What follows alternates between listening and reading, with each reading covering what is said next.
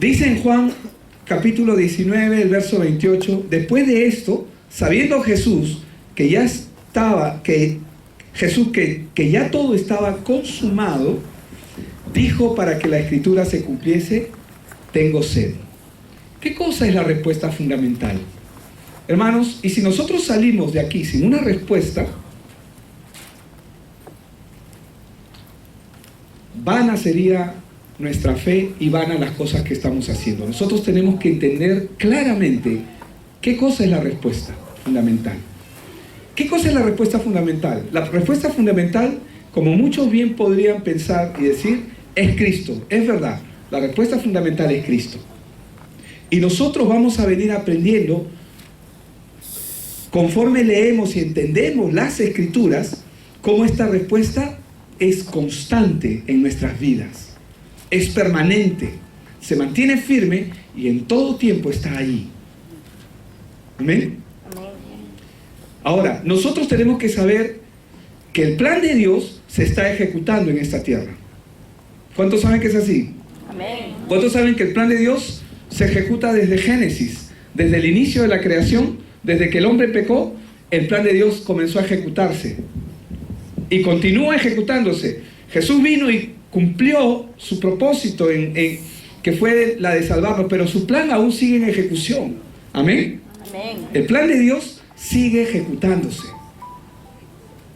Entonces, nosotros tenemos que saber que el plan de Dios se está ejecutando en esta tierra y se está cumpliendo en esta tierra. ¿Quiere que le diga algo muy poderoso esta mañana? Nada ni nadie puede ir en contra del plan de Dios. Es verdad. Absolutamente nada ni nadie puede venir en contra del plan de Dios. En contra del plan de Dios no hay diablo que se meta. No puede. No puede. El diablo es un perdedor desde el inicio. Amén.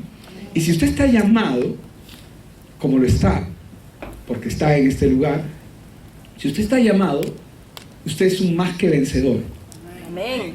Ahora, cada uno de nosotros estamos aquí hoy en este lugar porque usted tiene que saber que usted es parte del plan de Dios en su vida. Usted es parte del plan de Dios. Su vida es parte del plan de Dios. Y cada vez que hacemos algo, siempre tenemos que tener en cuenta esta respuesta fundamental que es Cristo. ¿Qué es la respuesta fundamental? Sí, es Cristo. ¿Y por qué es fundamental? Porque es el fundamento. Es decir, es la base. Es la parte más sólida que tiene la estructura de cualquier edificación. La parte más sólida se encuentra en los fundamentos. ¿Ok? Entonces, cada vez que hacemos algo, tenemos que tener en cuenta la respuesta fundamental. Hermanos, la respuesta debe estar en nuestra boca. La respuesta debe estar en nuestro corazón. La respuesta debe estar en nuestra mente. En cada actividad, cada cosa que hacemos, la respuesta debe salir de manera inmediata. De manera inmediata. Cristo es la respuesta. Entonces, ¿qué es la respuesta fundamental? Es Cristo. Y es conocer cuál es el plan de Dios sobre la vida de la gente. Es la respuesta de Dios a la humanidad. ¿Cuántos saben que la gente necesita respuestas? Amén. Usted también las necesita. ¿Y quiere que le diga algo? Usted la tiene. La respuesta es Cristo. Usted tiene la respuesta, como dice la palabra en Romanos, cerca de ti, en tu boca y en tu corazón, está la palabra. Ahora, Cristo es la respuesta para la humanidad. Vamos a leer nuevamente Juan 19, 28, y ustedes lo tienen ahí en pantalla también. Después de esto, sabiendo Jesús que ya estaba con todo consumado, que ya todo estaba consumado, dijo para que la escritura se cumpliese, tengo sed. Es importante saber cómo el Señor Jesús nos da su evangelio, para que nosotros podamos entenderlo primero en nuestra propia vida. El mismo Señor Jesús, aquí en esta parte, Él nos está diciendo que todo ya estaba consumado. ¿Qué quiere decir, pastor? ¿Que nuestra salida hoy día a Moruta es parte del plan de Dios? Sí. Sí. Nuestra salida hoy día, ¿cuántos van a ir a Moruta? Levanten sus manos. Amén. Es parte del plan de Dios. que vayamos a Moruta. El mismo Señor Jesús sabía que todo estaba consumado. La palabra de Dios nos presenta el Evangelio de nuestro Señor Jesús, de Génesis a Apocalipsis, como lo hemos venido enseñando también, y nos muestra cómo todas las Escrituras hablan de Él. Por eso es que Juan 20:31 dice, ¿no? Y es un versículo que también todos debemos conocer, aprender a conocerlo de memoria, pero estas cosas se han escrito para que creáis que Jesús es el Cristo. ¿Para qué se escribieron las Escrituras? ¿Para qué se escribió la palabra? Para saber que Jesús es el Cristo, el Hijo de Dios, y para que creyendo tengáis vida, dice, en su nombre. Entonces, todas las Escrituras nos muestran a Cristo, y el propósito de las Escrituras es que creamos en Jesús, que es el Hijo de Dios, y para que creyendo en Él, dice la Escritura, que tengamos vida eterna. Juan 5:39, ¿qué nos dice?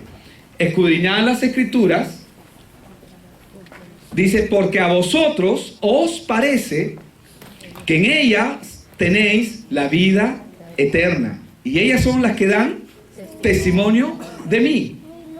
Quien está diciendo esto es el mismo Señor Jesucristo, y lo que Él está diciendo les está diciendo, escudriñad, es decir, investiga, profundiza, ahonda, carbura, escudriña las Escrituras, métete con todo en ellas. Dice, escudriñad las Escrituras porque a vosotros os parece que en ella tenéis la vida eterna.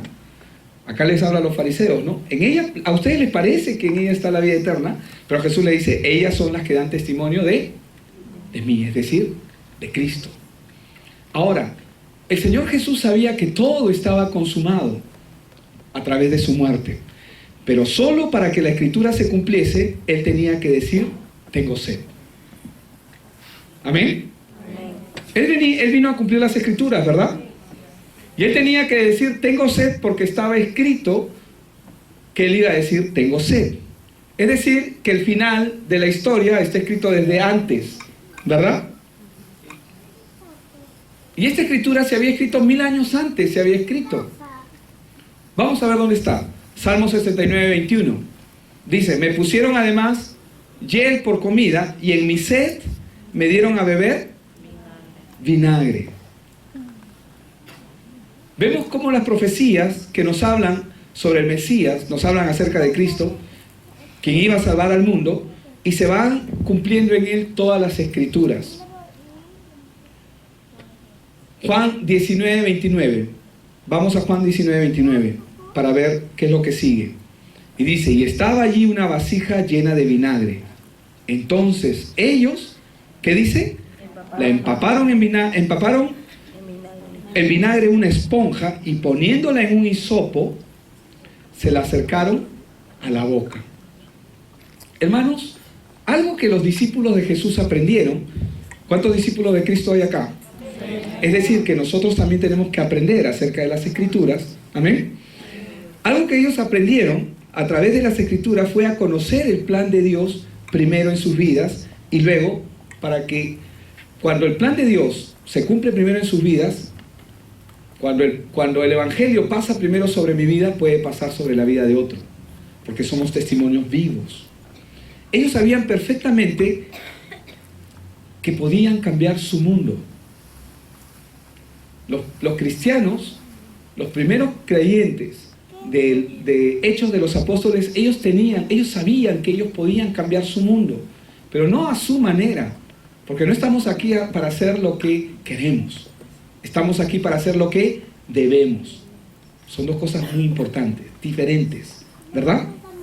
Totalmente distintas. Ellos sabían perfectamente que podían cambiar su mundo, nuestro mundo, su entorno. Es por esta razón que ellos se mantenían unánimes en oración, como lo hemos leído en otra ocasión. ¿Por qué? Porque permanecían tratando de conocer, Señor, ¿qué es lo que tú tienes? ¿Cuál es tu plan? ¿Qué es lo que tú tienes para nuestras vidas? ¿Qué es lo que tú tienes para este país, para este Perú, para nuestro entorno, para la gente que es nuestro círculo de influencia? ¿Qué es lo que tú tienes? ¿Cuál es tu plan referente a ellos? Como hemos visto en Hechos 1:14, todos ellos perseveraban unánimes en oración y ruego. ¿Por qué? ¿Por qué se mantenían así? Porque un verdadero discípulo tiene que conocer perfectamente que el mundo está atrapado en un problema. ¿Amén? Amén. El mundo está atrapado en un problema. Vamos a ir a Moruta, ¿verdad? Amén. Y sabemos que ellos van a escuchar el Evangelio, pero ¿saben? Vamos a ir, probablemente vamos a estar sirviendo, pero después, hermanos, nosotros somos enviados de Jesucristo para compartir esta verdad. ¿Hay un problema en el mundo? Sí, hay un problema. ¿Cuál es el problema? Que ellos están atrapados. Ellos están atrapados en un problema fundamental, es decir, en un problema de raíz que ellos no pueden, que no conocen.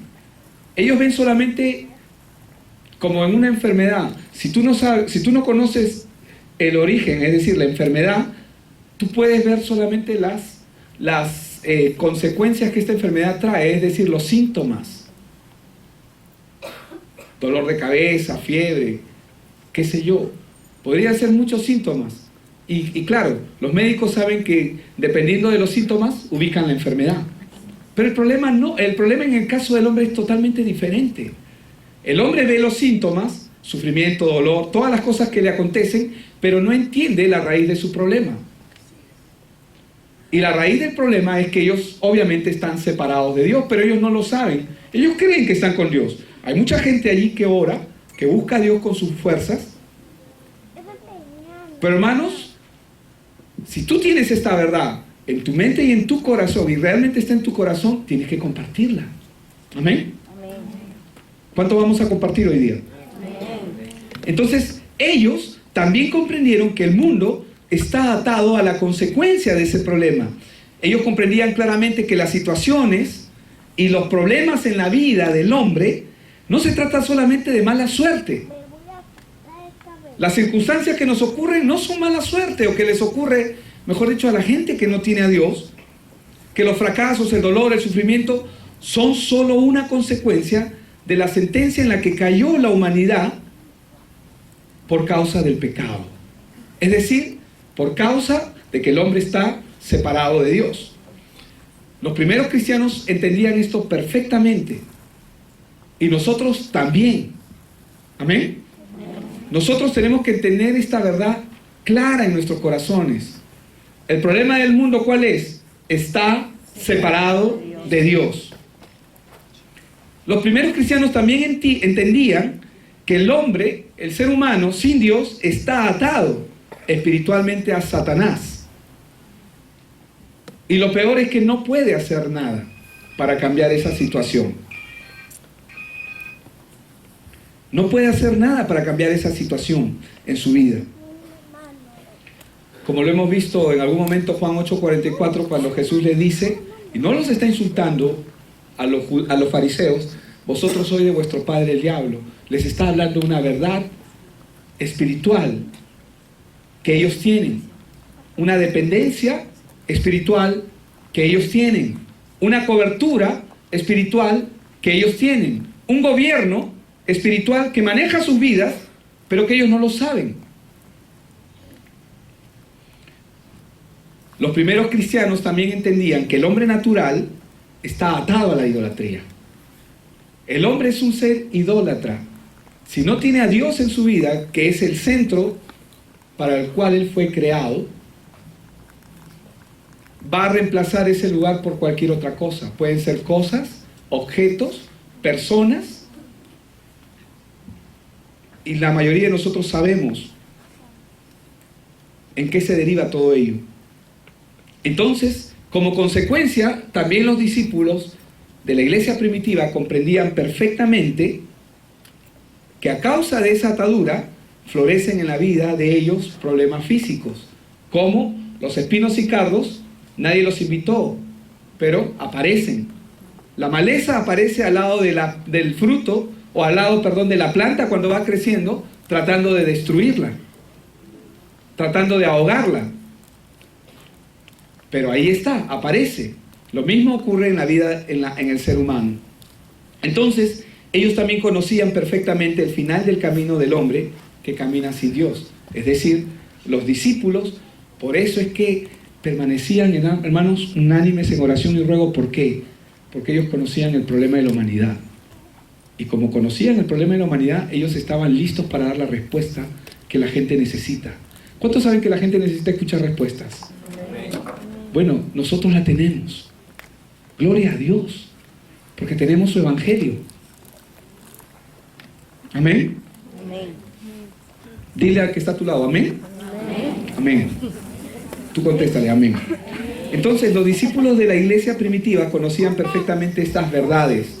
Y hermanos, nosotros también tenemos que conocer estas verdades. Porque cuando uno conoce estas verdades, uno comienza a caminar no a ciegas, como golpeando al viento, sino uno comienza a caminar con responsabilidad.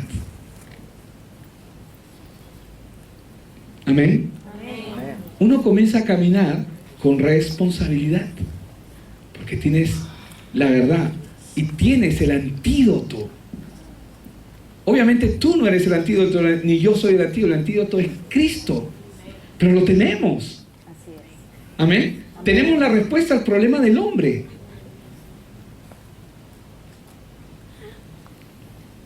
Entonces, cuando nosotros leemos el Salmo 69, 21, como lo hemos leído, me pusieron además hiel por comida, y en mi sed me dieron a beber vinagre. Los discípulos, cuando ellos escucharon, comprendieron lo que Jesús estaba diciendo, porque él estaba citando el Salmo, ellos comenzaron a comprender que la palabra de Dios se estaba cumpliendo en Cristo. Es decir, que todo ya estaba establecido en Él. Amén. Estaba establecido en Él. Por eso es que cuando leemos Juan 19, 28, después de esto, sabiendo Jesús que ya todo estaba consumado, dijo para que la escritura se cumpliese: tengo sed.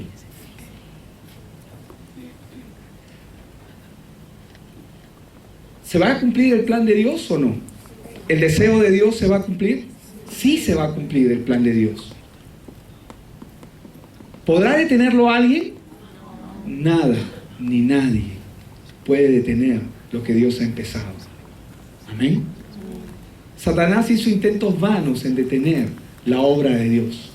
Corrompió la raza humana en Génesis 6. En Génesis 11 estableció una religión en común. Todos los hombres se juntaron para llegar hacia Dios. Ellos. Y Dios trajo confusión sobre ellos. Por muchas vías Satanás trató. Cuando supo que iba a nacer Moisés, él no sabía que estaban haciendo un tipo del Salvador, no el Salvador, pero Moisés salvó a su generación y a su época. Pero él es un tipo del Salvador, es un tipo de Cristo, pero no es Cristo. ¿Y qué hizo? Trató de matarlo. ¿Por qué trató de matarlo? Porque estaba escrito proféticamente, él sabía que iba a nacer un niño que le iba a pisar la cabeza. Pero no cualquier niño, el Cristo, es decir, el ungido, el elegido de Dios. Dios mismo haciéndose hombre para destruir a Satanás. ¿Y él quería que venga? Por supuesto que no. ¿Por qué Herodes manda a matar a los niños? Porque Herodes era malo, porque Herodes estaba lleno de codicia y de poder. Herodes solamente era un títere en el mundo, pasajero. El encargado de querer matar al Salvador era el diablo, porque él sabía que venía la amenaza de perder lo que él cree que ganó, este mundo, que actualmente está gobernado temporalmente por el enemigo, temporalmente.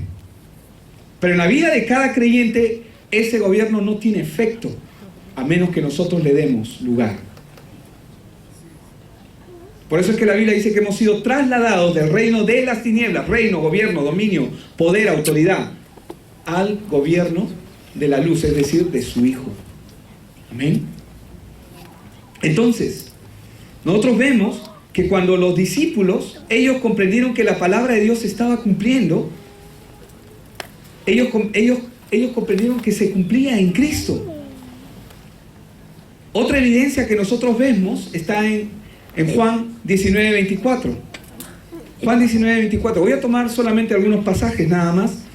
Y en Juan 19:24 dice, entonces dice, dijeron entre sí, no la apartamos, estaban hablando de las ropas de Jesús, sino echemos suerte sobre ellas a ver de quién será. Esto fue para que se cumpliese la escritura, que dice, repartieron entre sí mis vestidos y sobre mi ropa echaron suertes. Y así lo hicieron los soldados. ¿Dónde está eso? En el Salmo 22, el verso 18, dice, repartieron entre sí mis vestidos y sobre mi ropa echaron suertes. Entonces ellos comprendían y comenzaron a comprender cómo es que la palabra de Dios se va a cumplir en sus vidas también. Por eso es importante orar para conocer cuál es el plan que Dios tiene. Porque ya estaba escrito, estaba establecido así. ¿Creen que Dios no tiene un plan para nuestras vidas? Quizás alguno puede dudarlo, pero si yo voy a la Escritura dice, yo sé, dice. Cuando el Señor dice, yo sé, Él está diciendo, yo sé. Yo sé los planes que tengo acerca de ti. Planes de bien y no de mal, a fin de que tengan un futuro y una esperanza. Entonces, ¿podemos decir que Dios tiene planes para nosotros? Sí. ¿Tenía Dios planes sobre la vida de su Hijo Jesucristo? Sí. Por supuesto. Y también las tiene para mi vida y para tu vida.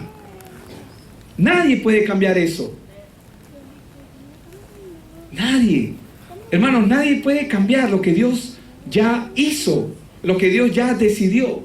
Pero nuestro foco, nuestro enfoque tiene que ser, Señor, ¿qué es lo que tú quieres que haga?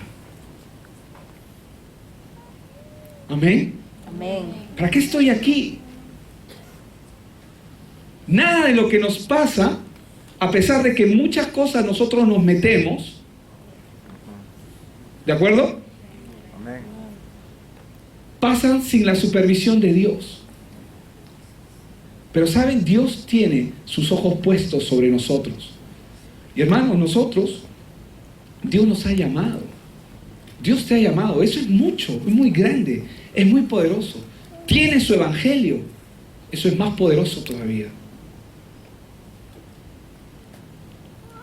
Entonces vemos cómo los primeros discípulos comprendían cómo la palabra de Dios se va a cumplir en sus vidas, porque ya estaba escrito así. Por eso es que vemos en Juan 19:30, cuando Jesús hubo tomado el vinagre, dijo, consumado es.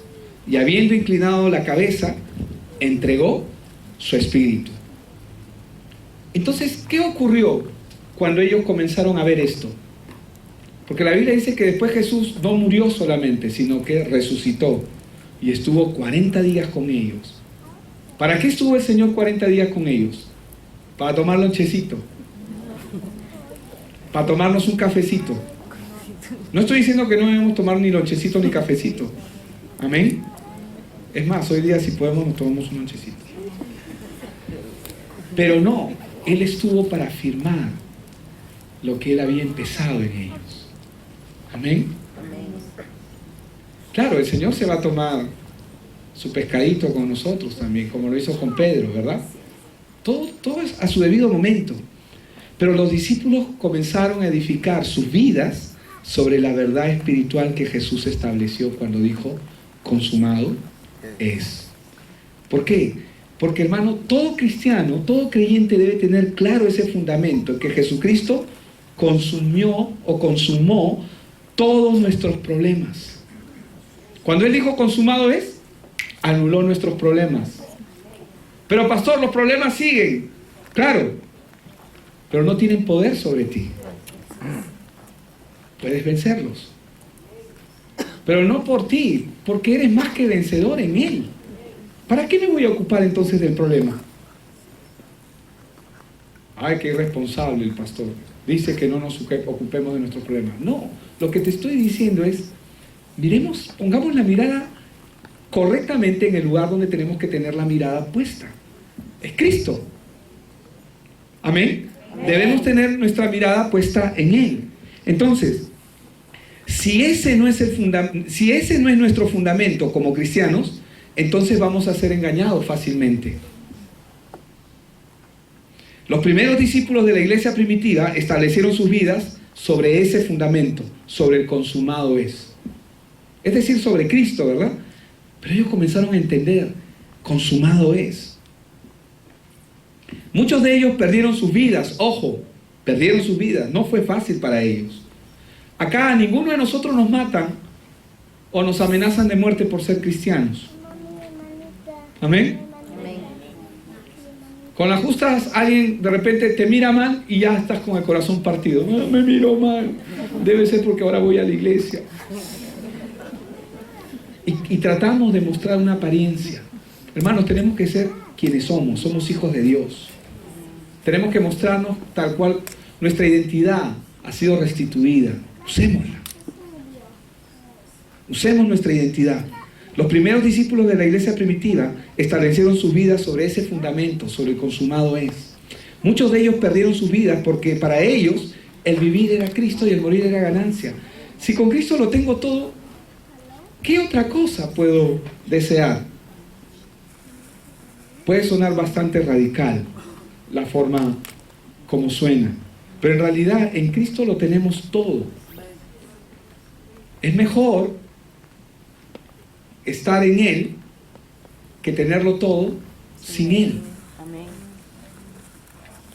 Amén. Amén. Es mucho mejor.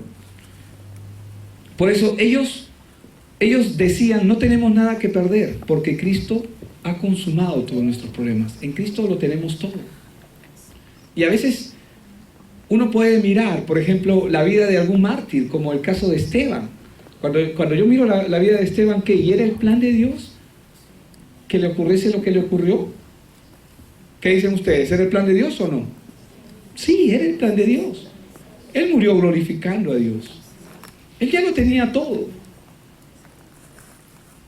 para que se cumpla la Escritura, y su muerte trajo como consecuencia la persecución de la iglesia. Pero Dios no hizo esto por casualidad. ¿Saben por qué? Porque Pedro ya se había acomodado. Los otros discípulos se habían acomodado, ya vamos a hacer la casa de viudas acá, la casa de huérfanos acá. Sí, vamos a compartir. Ya, tú vas a hacer no el Papa por si acaso. Tú vas a hacer esto y yo aquello. Ya, sí. Ya estaban felices, ya se estaban sentando, cada uno estaba en su rol, haciendo sus cosas. Y el mundo iban a hacer lo mismo que hicieron los judíos con la palabra, con las escrituras, que se la quedaron para ellos y mirar al resto. Demonio, mundano. No. Y por eso es que Dios trajo persecución. Y gracias a esa persecución, después del Pentecostés, obviamente que había pasado mucho antes, hermanos, más de 15 naciones que habían estado presentes, reunidas ese día,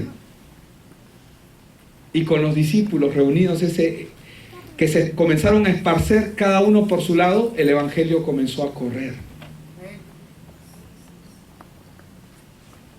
Pero si nosotros nos quedamos en el ángulo, ay, pobrecito Esteban, hermanos, Esteban era un hombre de Dios, es un hombre de Dios, está con el Señor, pero Dios tiene sus planes, amén, y sus planes son mejores que los nuestros. Nosotros no tenemos nada que ver muchas veces con lo que Dios quiere hacer. A veces estamos tan enfocados en nosotros que no permitimos ver lo que Dios quiere hacer. Amén. Dios quiere hacer algo extraordinario. ¿Qué es lo que Él quiere hacer? Salvar al mundo. Ya lo hizo. ¿Y qué vamos a ir a hacer a Moruta? ¿Vamos a servir chocolate? Sí.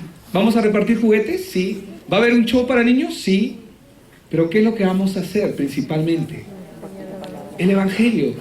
Vamos a darle la respuesta que esas personas necesitan.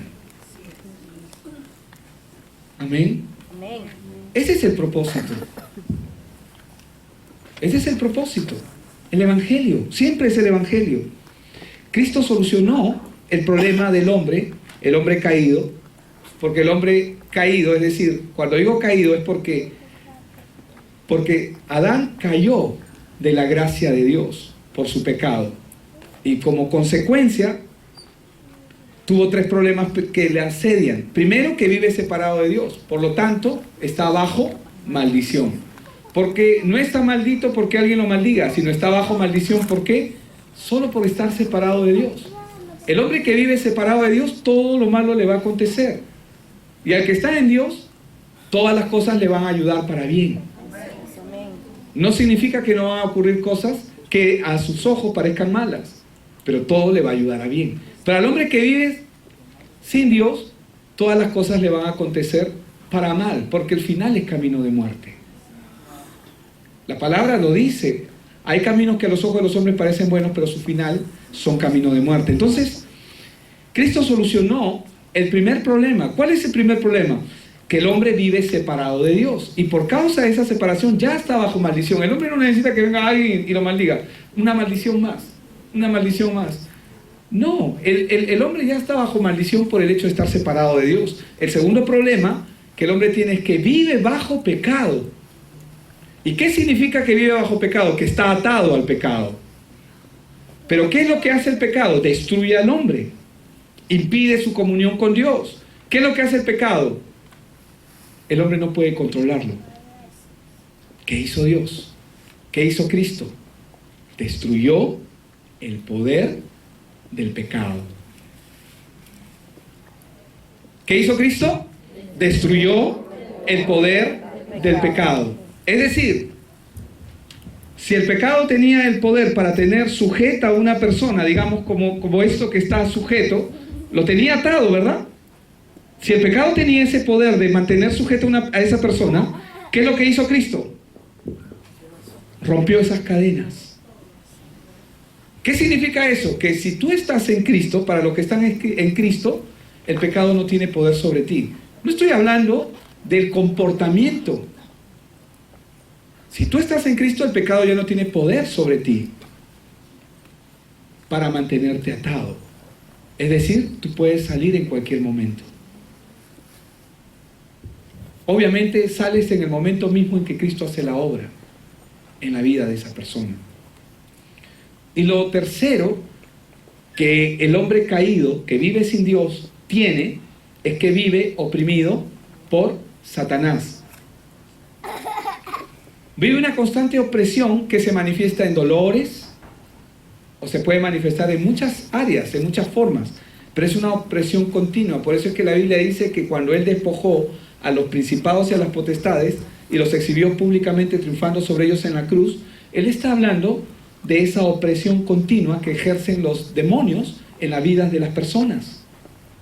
Cuando nosotros leemos Colosenses 2.14, en Colosenses 2.14 la Biblia dice que Él anuló el acta de los decretos que había contra nosotros, es decir, la consecuencia en la que el hombre quedó por causa del pecado. Pero no solamente eso, dice, despojando a los principados y a las potestades, en el verso 15 de Colosenses 2, dice, los exhibió públicamente triunfando sobre ellos en la cruz. Es decir, que ese demonio que tenía el poder de oprimir, no tiene más poder sobre la vida de esa persona. ¿Qué es lo que pasa si una persona, como le pasó al buen samaritano, se encuentra con un hombre herido, golpeado, maniatado, maltratado, ha sido asaltado por ladrones, ha sido robado, ha sido dañado? ¿Qué es lo que pasa con esa persona? Viene el buen samaritano y ¿qué hace? Lo rescata, lo lleva al mesón, ¿no? ¿Y qué hace? Cura sus heridas. Ya lo rescató, pero el hombre sigue herido ¿o no? ¿Sigue con sus heridas o no? Sigue con sus heridas, sigue herido, sigue de repente inconsciente con sus cosas, pero ya fue rescatado. Ya fue rescatado. Entonces a veces nosotros vivimos o pensamos que el enemigo aún tiene poder sobre nuestra vida por causa del pecado, pero no lo tiene. No lo tiene. Ya fuimos rescatados, ya estamos en el mesón. Ya el Señor está curando nuestras heridas. ¿Cuántos saben que cuando alguien tiene un dolor o queda maniatado, de repente vienen las heridas o viene el recuerdo del dolor o el mismo dolor? Pero ya está en el mesón. Es decir, la iglesia. Ya el Señor está trabajando contigo. Tu vida está encaminada en Él. Mi vida está encaminada en Él. Estamos en Él, amén. Amén. Hermanos, eso es poderoso. Estamos en Él. Estamos en Él. Entonces, esa opresión que Satanás tenía sobre la vida del creyente, perdón, del hombre caído, perdón, no del creyente, fue rota. Amén. Entonces, todo creyente debe tener y entender perfectamente estas verdades. El problema del hombre, el problema de la humanidad. Hermano, nosotros somos como doctores, amén. Somos como doctores en Cristo, sí. Somos como doctores. Nosotros tenemos que aprender a identificar los problemas. El médico, ¿qué hace? Te pregunta, ¿qué tienes? ¿Qué te duele? ¿Verdad, doctora? ¿Qué más? ¿Qué otras preguntas hace? ¿Desde cuándo? ¿Estaba tu esposo cuando ocurrió? No, eso él fue causante, no. Perdón por esa pequeña broma. Pero el médico sabe perfectamente qué cosa tiene que preguntar. Tú y yo, como hijos de Dios, como siervos de Jesucristo, amén. Un siervo no tiene derechos, tiene privilegios. Tenemos que saber identificar y hablar con la gente. Porque ¿ya sabes cuál es su problema o no? Sí, ya sabemos cuál es el problema que tiene. Pero tenemos que llevar a esa persona. ¿A dónde tenemos que llevarla? A Cristo.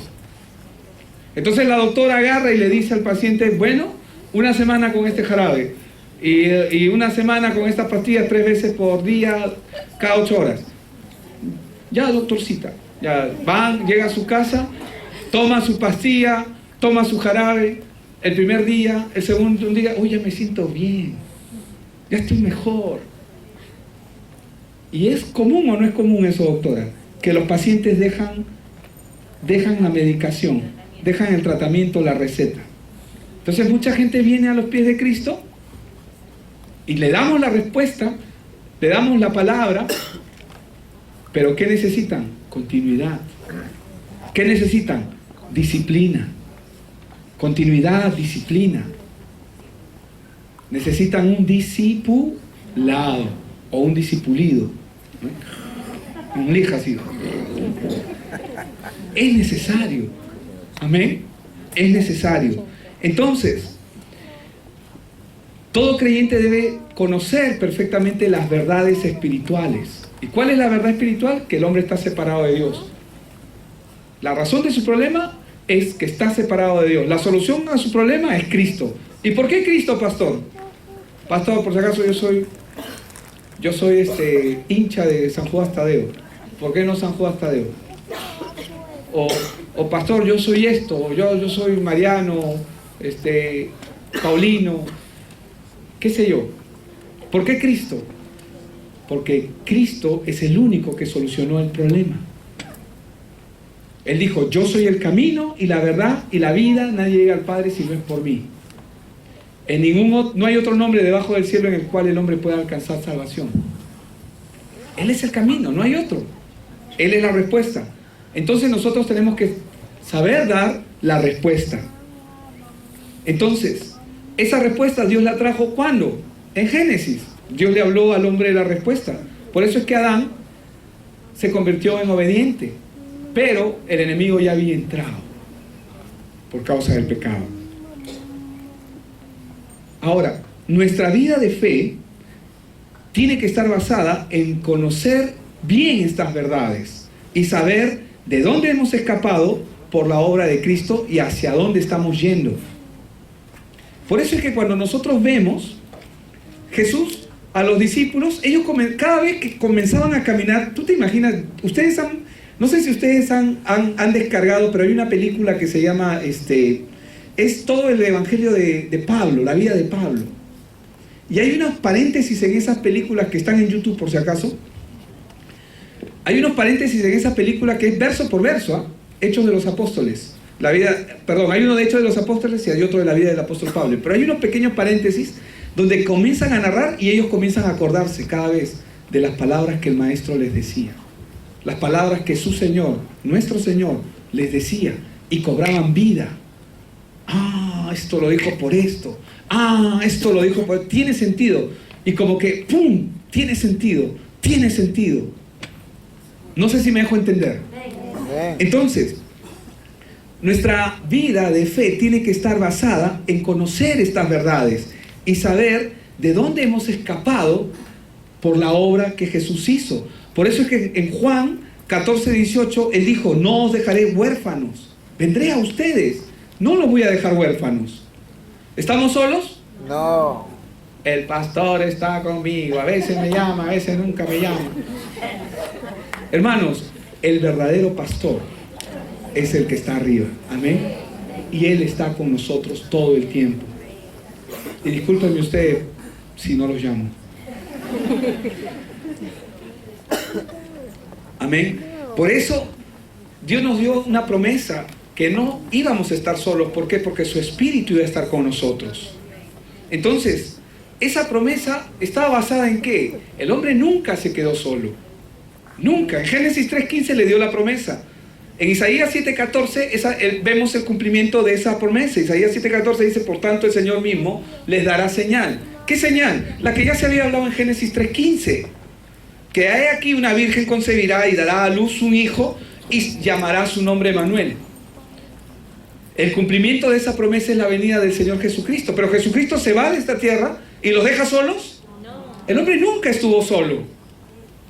Su pueblo nunca estuvo solo. Siempre Dios le dio la respuesta fundamental para que el hombre pueda salir de su situación. Amén. Entonces, ¿cuál es nuestra misión personal como creyentes? Es poner ese fundamento claro en mi vida, consumado es, y poder entender esta verdad de que todo ya está, que yo tengo que seguir el plan maravilloso que Dios tiene para mi vida. Porque ¿hay plan o no hay plan? ¿Cómo sé que hay plan? Jeremías 29:11 me dice que hay un plan. Cuando nosotros vemos, por ejemplo, en el caso del apóstol Pablo, hermanos, a mí me sorprende, realmente una de las cosas que me sorprende es que este hombre era tan cristiano, amén, es decir, tan confiado en el Señor, que le acontecían cosas y él dejaba que le acontezcan. ¿Saben por qué? Porque pienso yo que él decía para sí, ¿y qué si esto que me está pasando lo está permitiendo el Señor? Pudiendo defenderse en muchas ocasiones, antes de ser apresado, de ser maniatado, golpeado, maltratado, azotado, como lo fue 2 veces, ¿verdad? 2 veces fue azotado 39 veces. Con 40 dice que se mataban a un hombre. Pero ¿por qué él permitía eso? Y él tenía su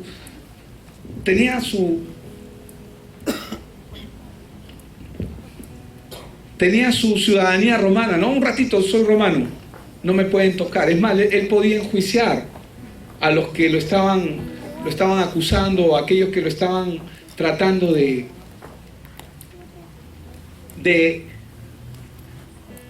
encarcelarlo, de apresarlo, de que se calle. Y él no se defendió, porque en cada evento que ocurrió en su vida había algo maravilloso que Dios estaba haciendo. Entonces, ¿qué prefirió hacer él?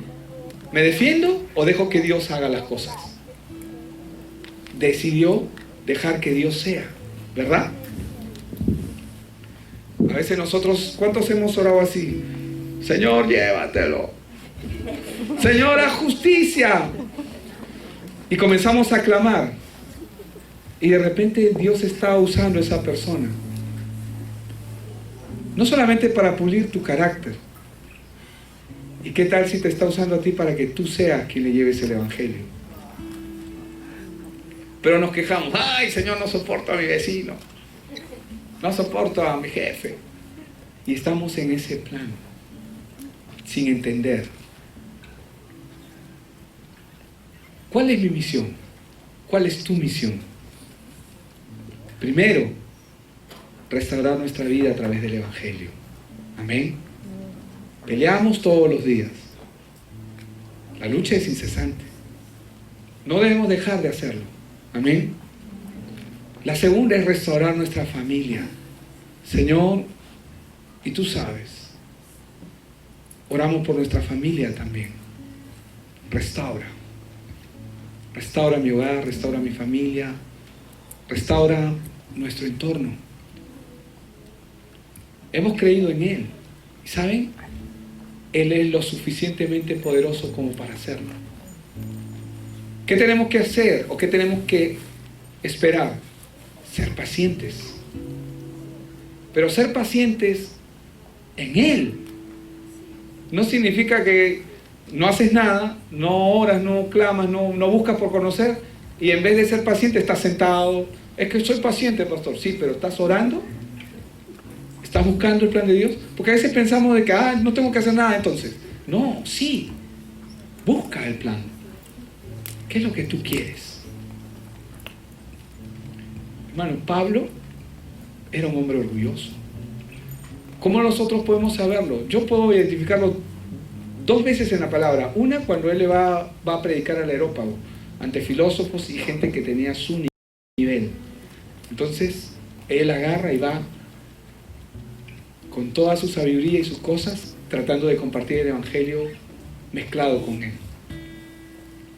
Y luego lo vemos en Gálatas diciendo, me propuse, después que aprendió la lección, no ir con palabras persuasivas de humana sabiduría.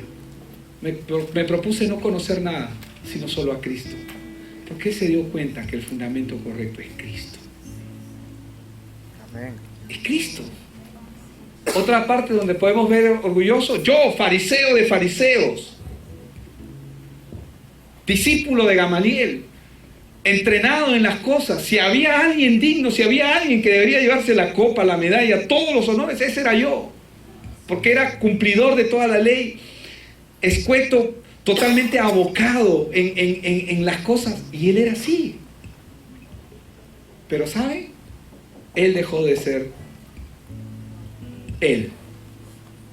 Como lo dijo Juan el Bautista, es necesario que yo mengüe para que él sea exaltado.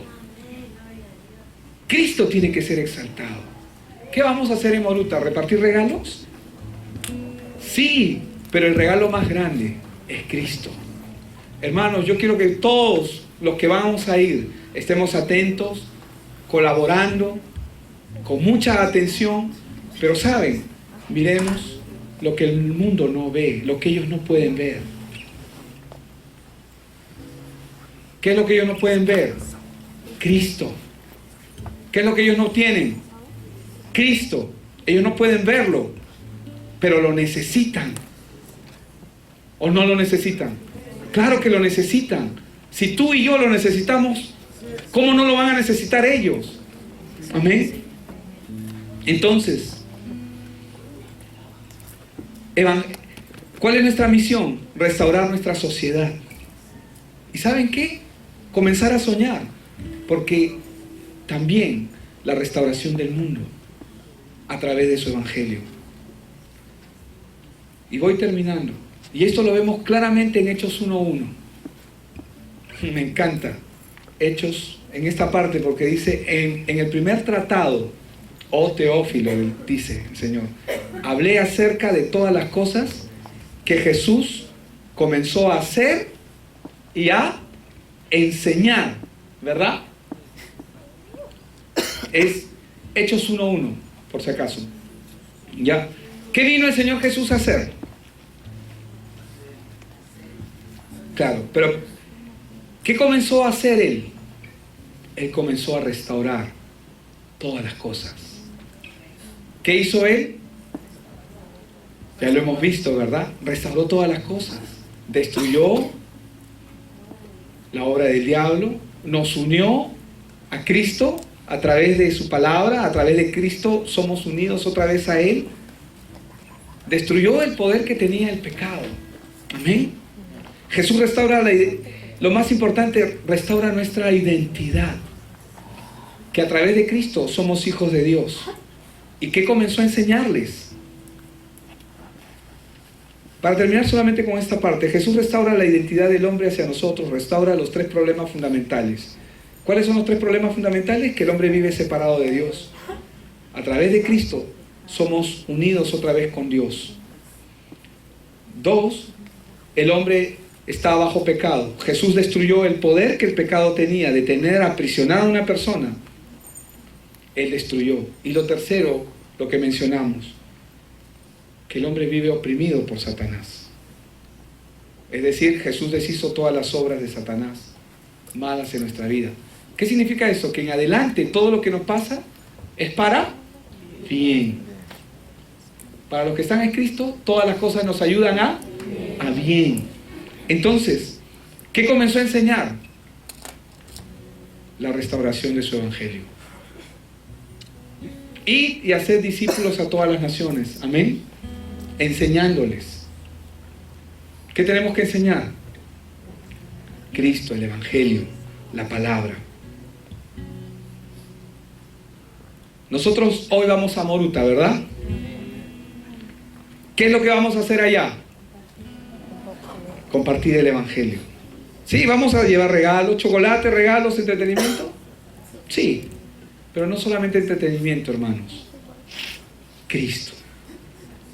El mensaje de salvación, porque eso es lo más importante que ellos van a recibir en sus vidas. Amén.